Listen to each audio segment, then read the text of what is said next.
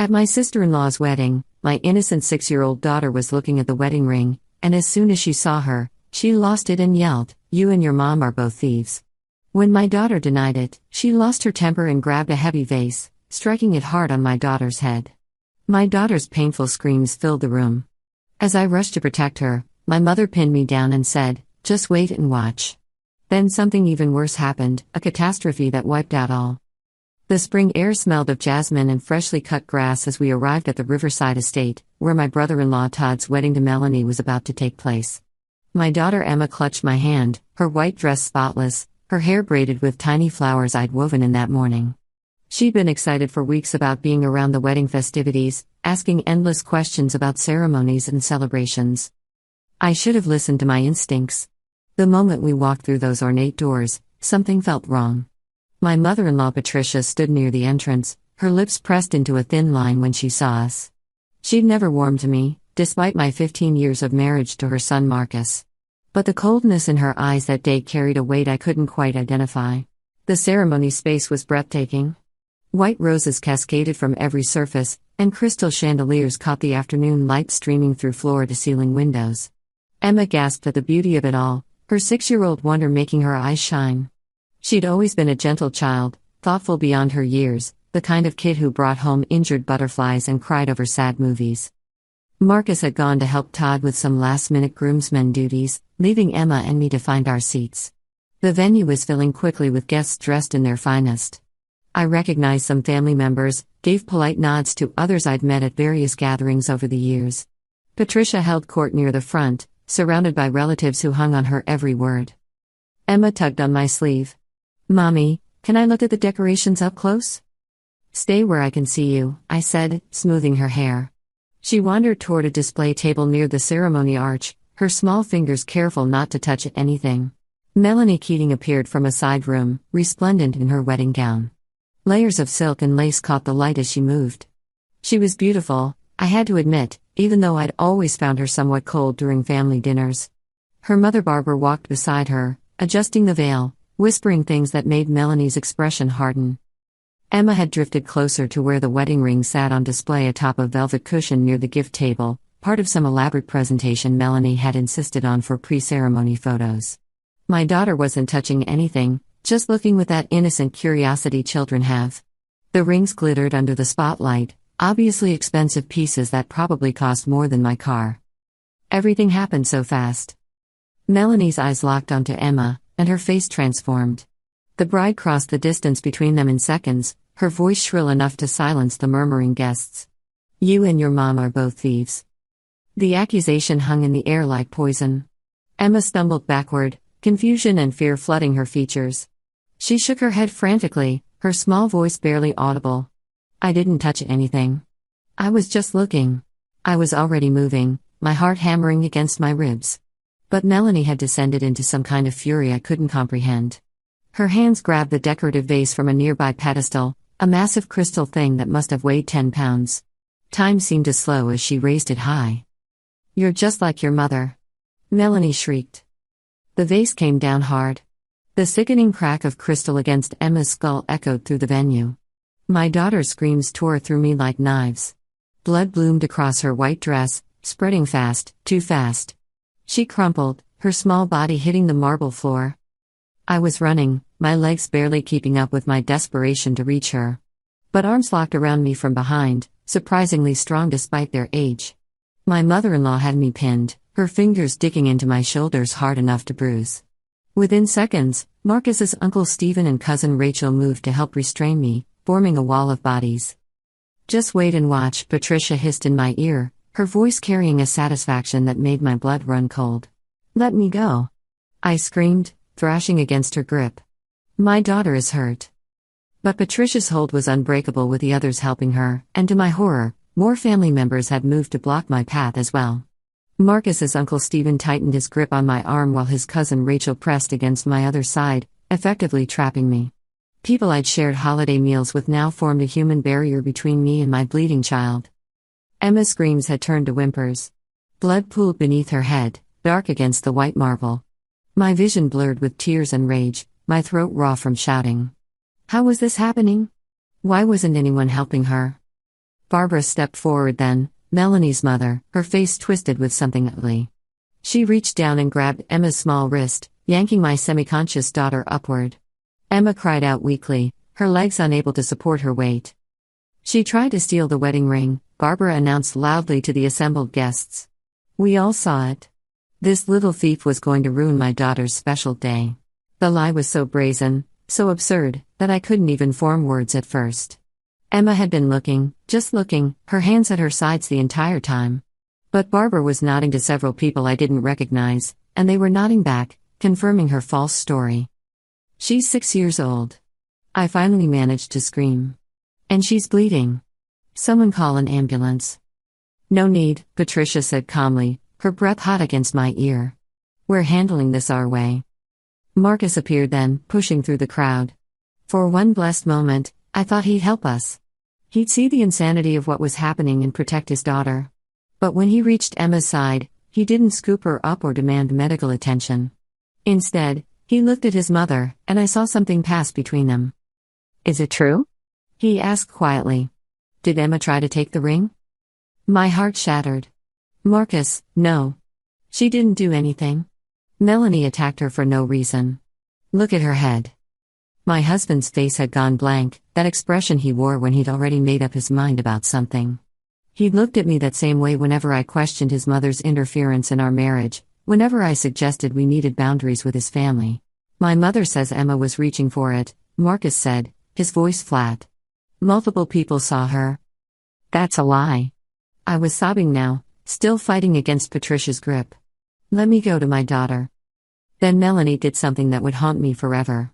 She walked over to Emma, who was barely conscious in Barbara's grip, and slapped her across the face. The crack echoed through the stunned silence. Emma's head snapped to the side, fresh blood trickling from her split lip. You ruined my wedding day, Melanie spat. You and your trashy mother. Something inside me broke. I threw my head backward as hard as I could, connecting with Patricia's nose. She yelped and loosened her grip just enough. I twisted free, diving through the wall of family members who'd been blocking me. My elbow caught someone in the ribs. My shoulder slammed into someone else. I didn't care. I had to reach Emma. But just as my fingers brushed my daughter's arm, the unthinkable happened. The crystal chandelier directly above us groaned. Later, investigators would determine that the venue had cut corners on installation, that the mounting was faulty, that the weight of the massive fixture exceeded safety specifications. But in that moment, all I saw was 300 pounds of crystal and metal breaking free from the ceiling. It fell in terrible slow motion. Barbara looked up, her eyes widening. She shoved Emma aside instinctively, trying to move out of the path herself. But she wasn't fast enough. The chandelier struck her directly, driving her to the floor with a sound like a car crash. Crystal shards exploded outward, catching Melanie's dress, her face, her arms. The bride's screams joined the chaos. I grabbed Emma and rolled, covering her body with mine as debris rained down. Something sharp sliced across my back. Glass cut into my arms. But Emma was under me, protected, her ragged breathing telling me she was still alive. The chandelier had created a crater in the marble floor. Barbara lay at the center of it, motionless, her body twisted at angles that bodies shouldn't twist. Blood spread from beneath the wreckage. Melanie had been far enough away to avoid the direct impact, but her wedding dress was shredded, her arms and face bleeding from dozens of cuts. She was making a high-pitched keening sound, staring at her mother's body. People were screaming, running, chaos erupting in every direction. I held Emma tight, feeling her heartbeat against my chest. She was still conscious, her eyes unfocused but open. Mommy, she whispered. I've got you, baby. I've got you. Someone must have called 911 because sirens approached rapidly. EMTs burst through the doors within minutes, taking in the scene of destruction. They carefully extracted Barbara from beneath the chandelier, but I could see from their expressions that it was too late. They loaded her onto a stretcher anyway, going through the motions. Other paramedics reached us. I refused to let go of Emma until they promised she could stay in my sight. They examined her head wound, checking her pupils, asking her questions. Concussion, they said. Possibly skull fracture. They needed to transport her immediately. I climbed into the ambulance with her, never releasing her hand. As the doors closed, I caught a glimpse of the wedding venue through the back windows. Patricia stood motionless, her face ashen. Marcus was holding Melanie, who had collapsed into hysterical sobs. The beautiful ceremony space looked like a war zone. At the hospital, they rushed Emma into emergency treatment. I answered questions mechanically for the police who showed up. Yes, my daughter had been assaulted before the chandelier fell. Yes, I wanted to press charges. No, I didn't understand why it had happened. I explained that the ceremony had never been completed, that Todd and Melanie weren't actually married when the accident occurred. The officers exchanged glances when I described Melanie hitting Emma with a vase. They took photos of Emma's injuries, documented everything. More police went to the venue to interview witnesses.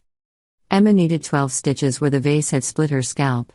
The CT scan showed a hairline skull fracture but no bleeding in the brain. They wanted to keep her for 48 hours for observation given the severity of the impact. I never left her side, holding her small hand while she drifted in and out of sleep. Marcus showed up around midnight on the second night. His suit was still covered in dust and crystal fragments. He stood in the doorway of Emma's hospital room, looking lost. "Barbara died," he said quietly. At the scene, I felt nothing. The woman had held my injured daughter by the wrist, had helped fabricate lies about a 6-year-old child. "I know," I said. "I saw. Mom says it's your fault. That if Emma hadn't been causing trouble, get out." Marcus blinked. "What?" "Get out of this room. Get out of this hospital. Don't come near us again. She's my daughter too. You stood there and asked if she'd stolen something while she bled on the floor. You believed your mother over your own child. You're done." Something flickered across his face. Guilt, maybe. But he didn't argue. He turned and walked away, his footsteps echoing down the hospital corridor. The next days were a blur. Barbara's death made the news. The venue closed pending investigation. And then the witnesses started coming forward. Turns out, several guests had captured video on their phones. The footage was damning. It showed Emma standing peacefully, hands at her sides, just looking at the rings. It showed Melanie's unprovoked attack, the vase coming down, my mother-in-law restraining me. It showed Barbara grabbing Emma, Melanie slapping her. The videos went viral. Local news picked up the story. "Bride attacks 6-year-old at wedding" dominated headlines. The comment sections were brutal toward Melanie, Patricia, and Marcus. But there was more. One determined reporter started digging into the family history, and what she found changed everything. Patricia had a daughter who'd died 20 years earlier. Her name was Emma. Same name as my daughter, though I'd never known about Marcus's deceased sister. He'd never mentioned her. But apparently, Patricia had an antique sapphire ring that had belonged to her daughter, a family heirloom she'd been obsessed with. That ring had gone missing 3 years ago.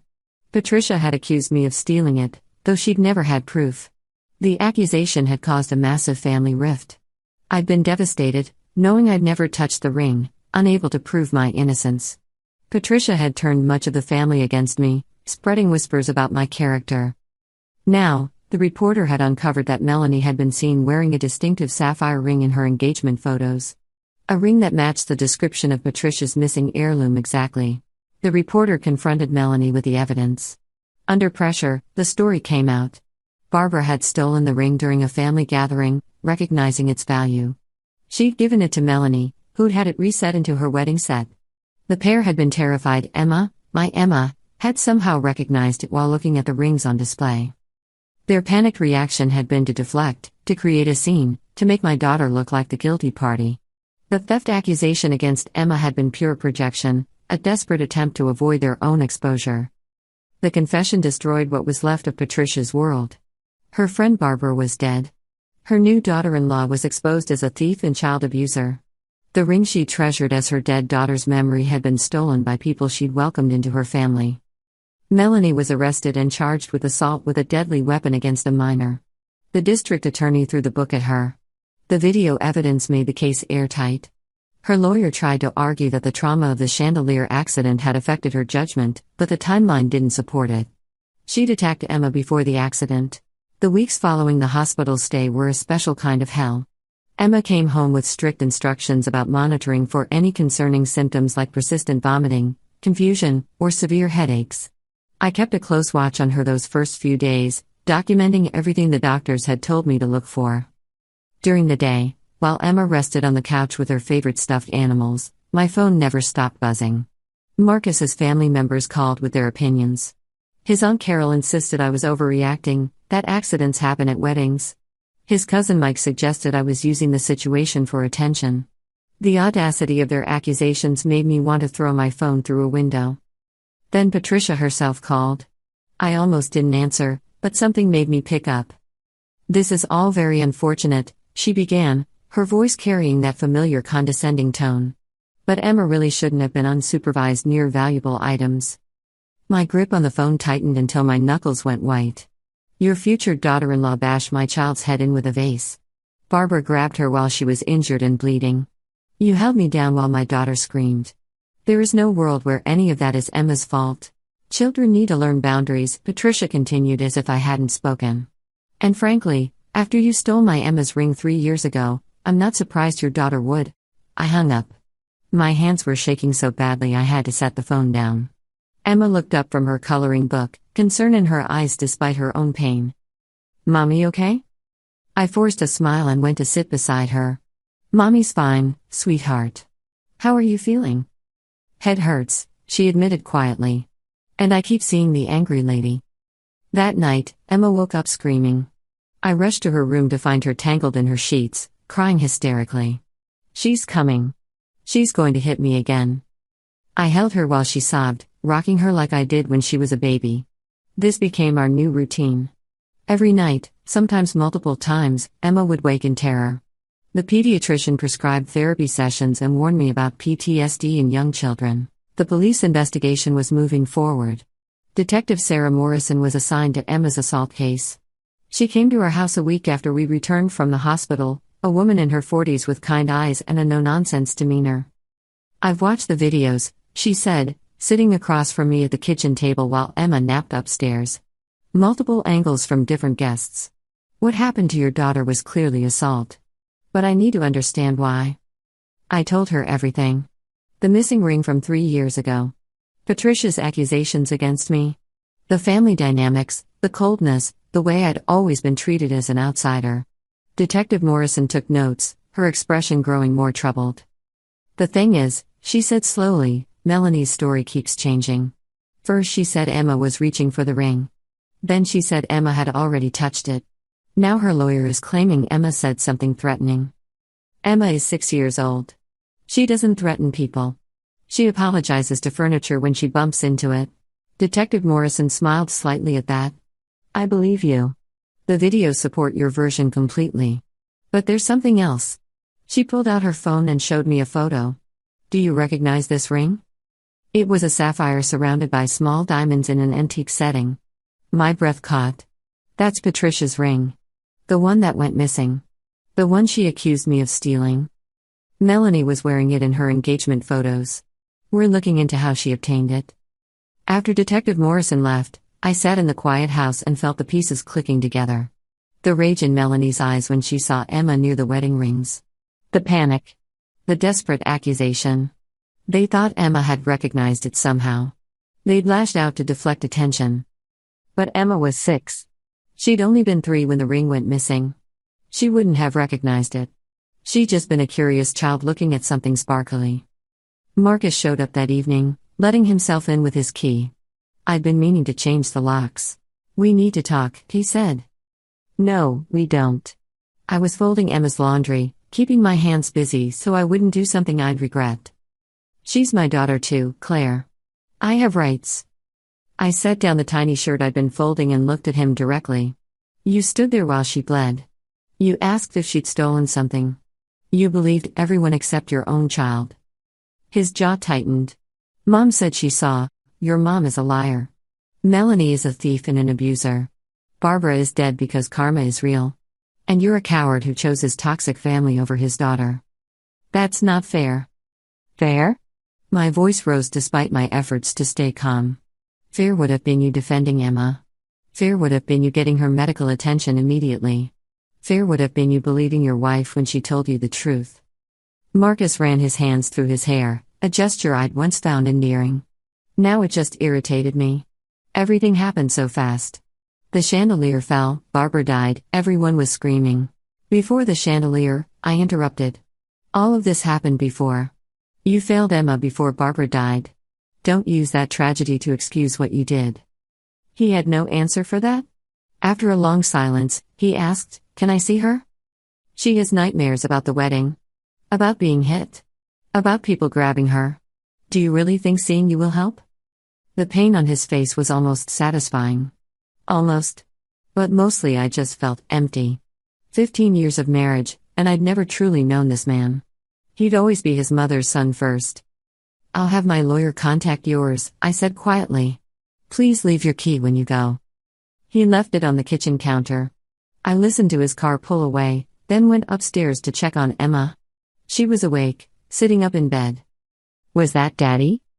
Yes, sweetie. I heard yelling. Her bottom lip trembled. Is he mad at me? I gathered her into my arms. No, baby. None of this is your fault. Not one single bit. Daddy and I are having grown-up problems, but they have nothing to do with you. I didn't touch the ring, Mommy. I promise I didn't. I know, Emma. I know. The next weeks brought more revelations. An investigative journalist named Rachel Chen from the local newspaper became interested in the story. She reached out through email, and something about her straightforward approach made me agree to an interview. Rachel came to our home with a photographer, but when she saw Emma's nervousness, she sent the photographer away. Just us talking, she promised. You don't have to share anything you're not comfortable with. I told her about the missing ring.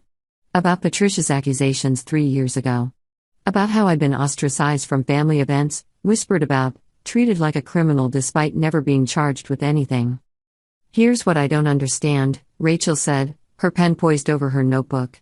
If Patricia believed you stole her ring, why would she allow you at the wedding? That question had been nagging at me too. Control, maybe? She liked having something to hold over me. A reason to treat me as lesser. Rachel's investigation turned up interesting facts.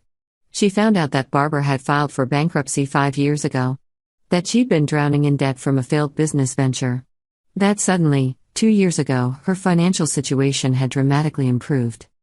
Right around when the ring went missing, Rachel pointed out during one of our phone conversations. She'd also discovered that Melanie had taken the ring to 3 different jewelers over the past year, trying to get appraisals without documentation. One jeweler had been suspicious enough to make a copy of her driver's license. The pieces are coming together, Rachel said. But I need to confront them directly.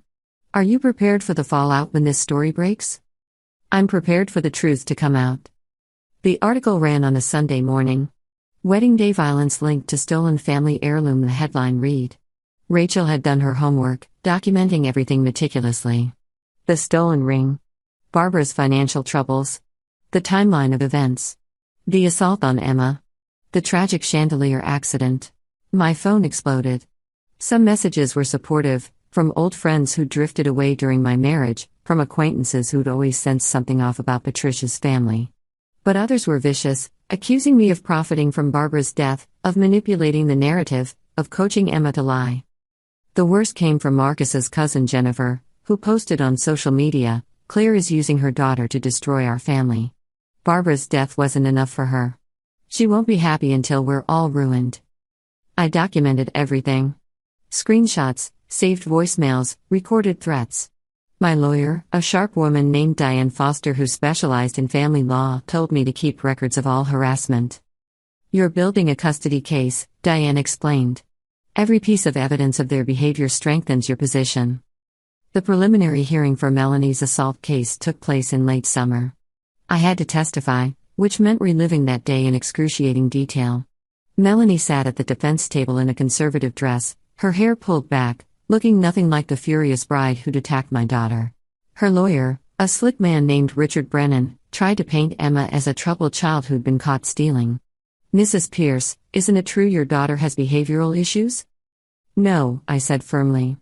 "Emma is a normal, well-adjusted 6-year-old. Isn't it true that you've had her in therapy since the wedding?" "Yes, because she was violently assaulted and developed PTSD from the trauma." Brennan's jaw tightened. He pulled out a photo. "Can you identify this ring?" It was Patricia's sapphire ring, the one Emma had supposedly been trying to steal. "Yes. It belonged to my mother-in-law. It went missing 3 years ago, And she accused me of taking it. Did you take it? No. Can you prove that? Can you prove I did? I shot back.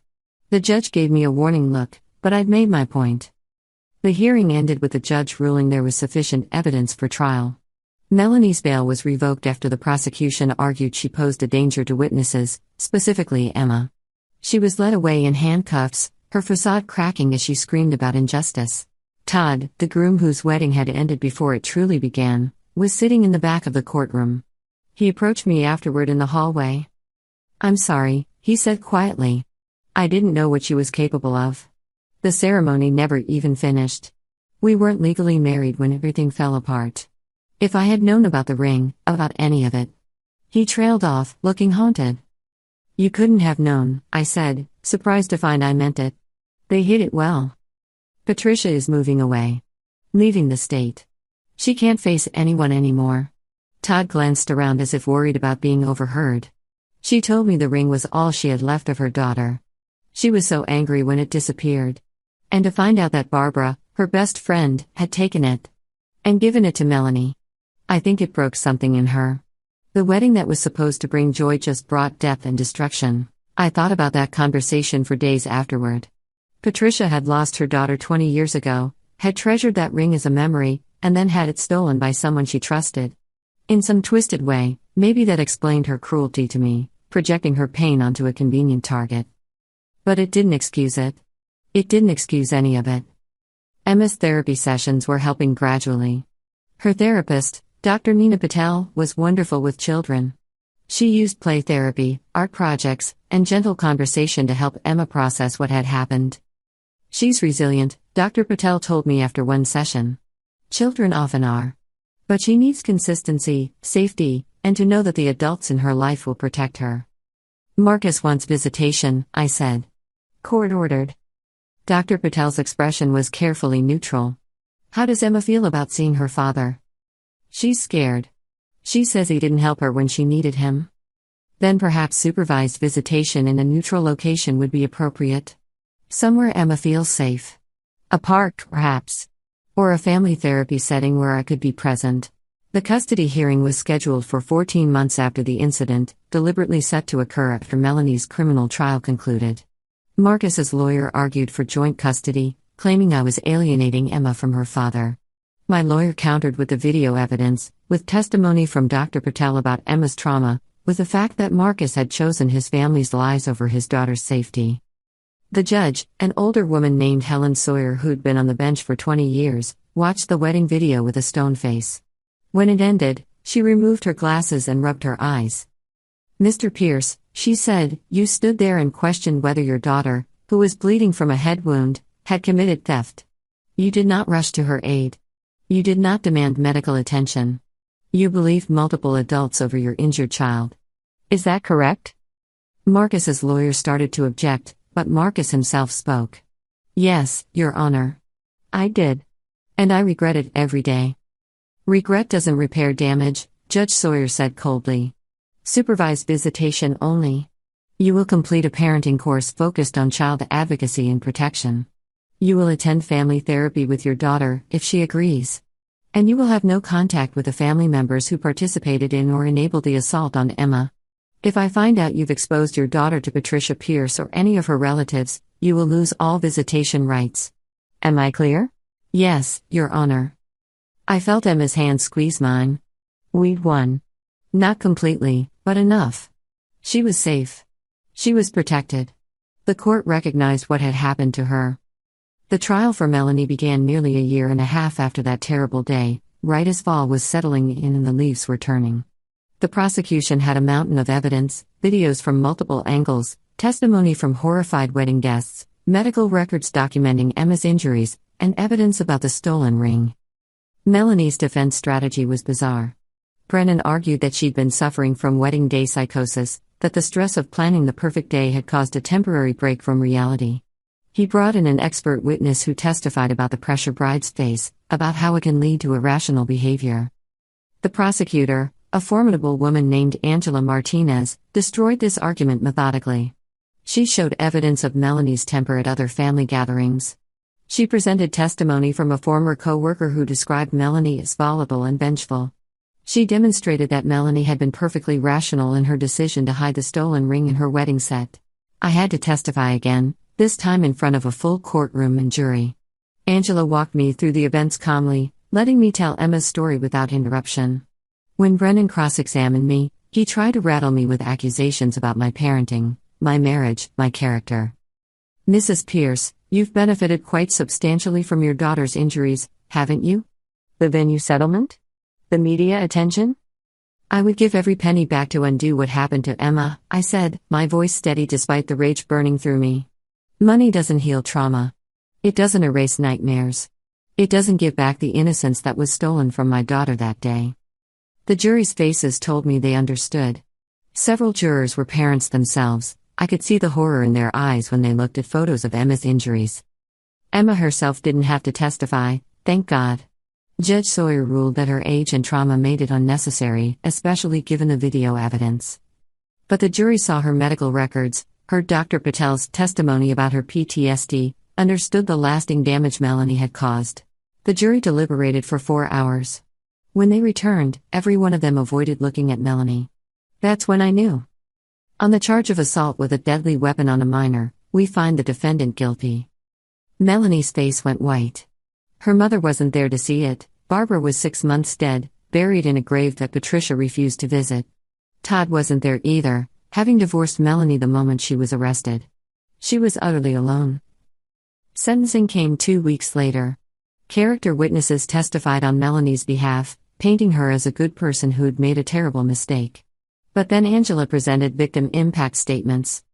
I'd written mine carefully, trying to explain what it's like to watch your child suffer, to feel helpless, to have nightmares about what could have happened if Emma had been hit at a slightly different angle. But when it came time to read it in court, I found I couldn't. The words blurred on the page. Judge Sawyer allowed me to submit it in writing instead. Then she delivered her sentence. "Miss Keating, you attacked a child who posed no threat to you. You struck her with a weapon that could have killed her. You did this in front of dozens of witnesses, including the child's mother, who you prevented from reaching her injured daughter through conspiracy with others. Your actions that day were monstrous. The fact that another tragedy followed does not diminish your culpability. 8 years in state prison." Melanie was led away screaming that it wasn't fair, that she'd been provoked, that Emma had ruined everything. Her voice echoed down the courthouse halls until a door closed and cut off the sound.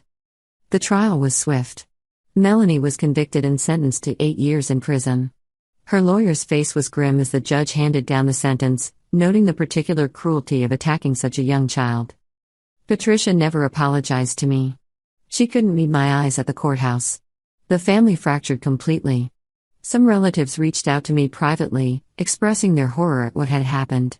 Others retreated into denial, insisting there must be more to the story.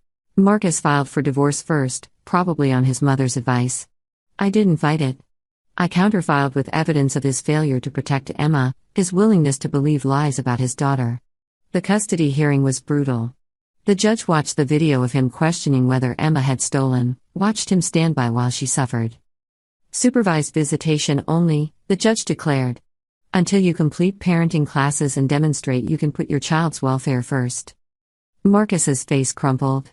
Too little, too late. The venue settled out of court for Emma's injuries and the trauma. The amount was substantial enough to secure her college fund and pay for the therapy she needed.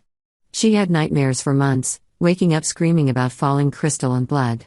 But slowly, with good counseling and distance from that toxic family, she began to heal. I took her to the park one autumn afternoon, nearly 2 years after the wedding. She was climbing on the jungle gym, her hair flying behind her, laughing as she reached the top. The scar on her scalp had faded to a thin white line mostly hidden by her hair. She caught me watching and waved. "Mommy, look how high I am." "I see you, baby." My phone buzzed.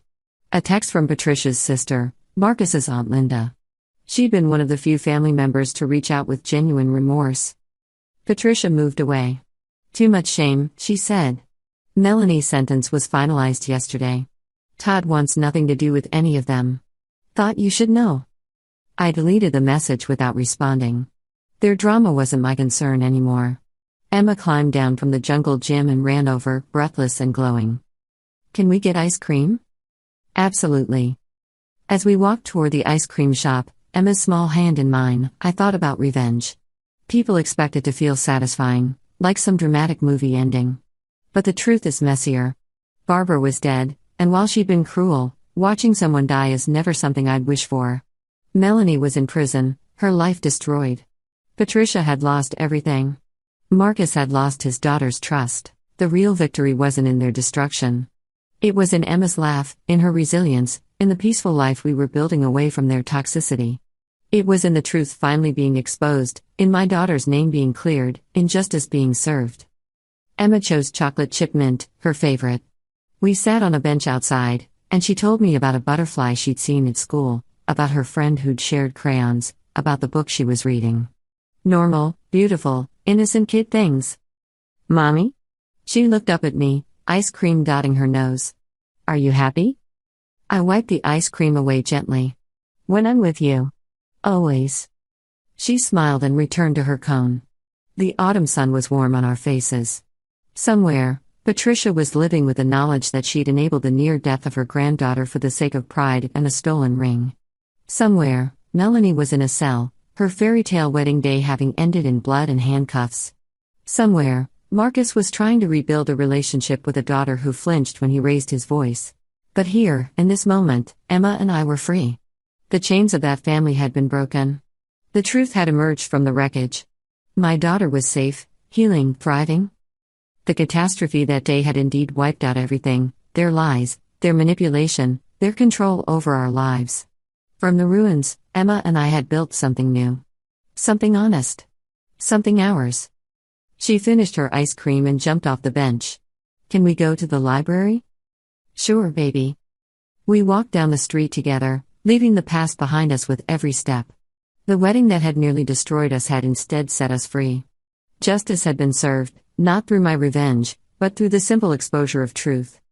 Emma squeezed my hand and started humming a song she'd learned in school. The afternoon stretched ahead of us, full of ordinary, precious possibilities. My daughter was alive, the people who'd hurt her had faced consequences, and we had our whole lives ahead of us. That was all the revenge I needed.